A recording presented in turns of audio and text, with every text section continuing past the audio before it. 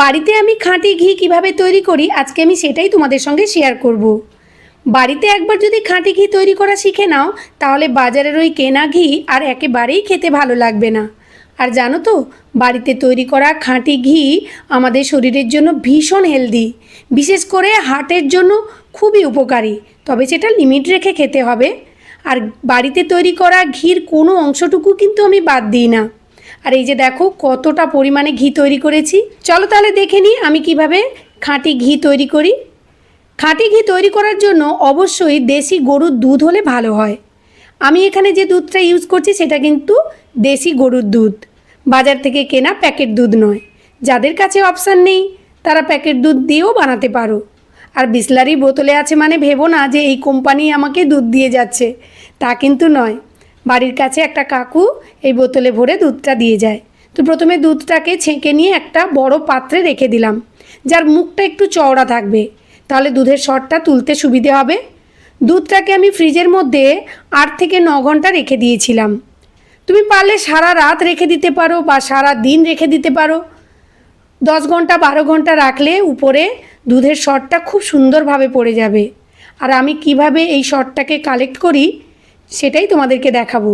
এই যে দেখো দুধের উপরে একটা মোটা মতো সর পড়ে গেছে। এই দুধটাকে কিন্তু দ্বিতীয়বার ছাঁকনিতে বা কোনো পাতলা কাপড়ে ছেঁকে সরটাকে নেওয়া যায় না। এইভাবে হাত দিয়ে ছেঁকে সরটাকে তুলে নিতে হয়, বা চামচের পেছন দিয়েও তুলে নিতে পারো যারা এইভাবে তুলতে পারবে না।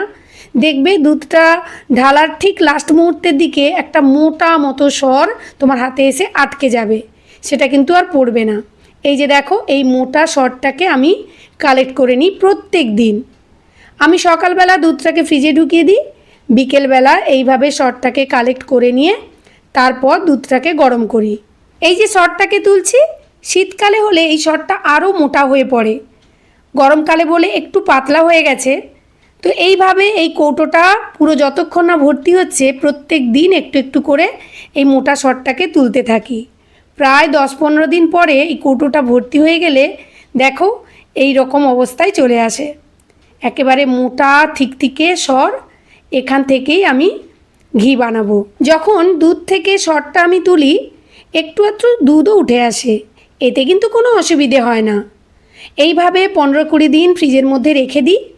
কৌটোটা ভর্তি হওয়া পর্যন্ত, ভর্তি হয়ে গেলে তারপর বের করে নিয়ে এসে মিক্সার গ্রাইন্ডারে দিয়ে পেস্ট বানিয়ে নিই। এই যে দেখো সরের সঙ্গে দুধটাও দিয়ে দিলাম, কিছুই ফেলি না। তারপর ভালো করে পেস্ট বানিয়ে নেব। এই যখন পেস্টটা বানাবো তখনই কিন্তু মাখনটা আলাদা হয়ে যাবে, মানে বাটারটা আলাদা হয়ে যাবে। মিক্সিটা যখন অন করবে তখন কিন্তু ধৈর্য হারাবে না। প্রথমে এই অবস্থায় আসবে, তারপর এই অবস্থায় আসবে। এই যে দেখো দুধ আর মাখন আলাদা হয়ে গেছে। এখান থেকে তুমি বাটার তৈরি করেও বাড়িতে স্টোর করে রাখতে পারো, তবে বাটার স্টোর করার আগে এই মাখনটাকে জল দিয়ে ধুয়ে নেবে 2 থেকে 3 বার। আর যদি তুমি এখান থেকে ঘি বানাতে চাও তাহলে আর জল দিয়ে ধোয়ার দরকার নেই। যারা মনে করছো ঘিটাকে দীর্ঘদিন স্টোর করে রাখবে তারা এই মাখনটাকে জল দিয়ে ধুয়ে তারপর ঘি বানাতে পারো। আমাদের বাড়িতে ঘি বানালে 15 থেকে 20 দিনের মধ্যেই শেষ হয়ে যায়, আবার নতুন করে বানাতে হয়, তাই আমি বাটারটাকে আর ধুই না। তো সরাসরি কড়াইতে দিয়ে দিলাম। গ্যাসের আঁচটাকে মিডিয়াম টু লোতে রেখে বারবার নাড়তে হবে। প্রথমে কিন্তু এই অবস্থায় আসবে না, আস্তে আস্তে দেখবে আলাদা করে ঘি হয়ে যাচ্ছে আর উপরের সরগুলো ভেসে উঠছে। তো এই অবস্থায় কিন্তু ঘি তৈরি হয়নি। তো ঘিটাকে আরও একটু সুগন্ধি ও টেস্টি করার জন্য কয়েকটা লেবুর পাতা দিয়ে দিলাম। তবে এই লেবুর পাতাগুলো যখন মুড়ির সঙ্গে মিক্সড করে খাবো জাস্ট অসাধারণ লাগে। তোমরা কিন্তু একবার হলেও ট্রাই করে দেখো। তো ধীরে ধীরে আমি তোমাদের স্টেপ বাই স্টেপ দেখালাম। দেখো মাখনটাকে যত ফুটাবো ততই উপরে ফেনা ফেনা হয়ে যায়। এই যে দেখো এইভাবে ফেনা হয়ে গেছে। ফেনা দেখে আমার ভয় পেও না যে ঘিটাকে আলাদা করব কিভাবে, ফেনাটাকে কিভাবে আলাদা করবে সেটাও দেখিয়ে দেব। তো এই যে দেখো লাল লাল করে ঘিটা তৈরি হয়ে গেছে। এই ঘিটাকে নর্মাল টেম্পারেচারে দীর্ঘদিন রাখা যায় আর খুব সুন্দর স্মেল হয়।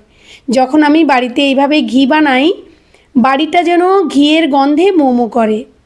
আর এই যে দেখো ফেনাগুলোকে আমি কিভাবে তুলছি। একটা বড় চামচ নিয়ে চামচের পেছনটাকে আলতো করে টাচ করলেই দেখবে ফেনাগুলোকে উঠে আসছে।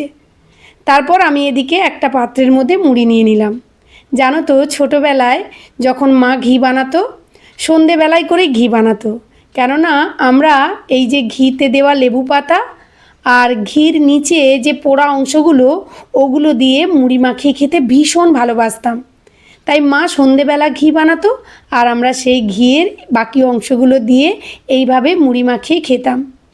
তোমরা কি কেউ কোনো দিন এইভাবে মুড়ির মধ্যে ঘি মাখিয়ে খেয়েছো? যদি কখনো খাওনি একবার খেয়ে দেখবে। আমার বাড়িতে আমি, আমার ছেলে মেয়ে প্রত্যেকেই খেতে ভীষণ ভালোবাসি। আর এই যে দেখো কি সুন্দর ঘিটা তৈরি হয়েছে। তো আজকের এই ভিডিওটি কেমন লাগলো অবশ্যই কমেন্ট করে জানিও। আর হ্যাঁ, সেভ করে রেখো কিন্তু ভিডিওটি। ভালো লাগলে শেয়ার করে পাশে থেকো। দেখা হচ্ছে নেক্সট ভিডিওতে। টাটা।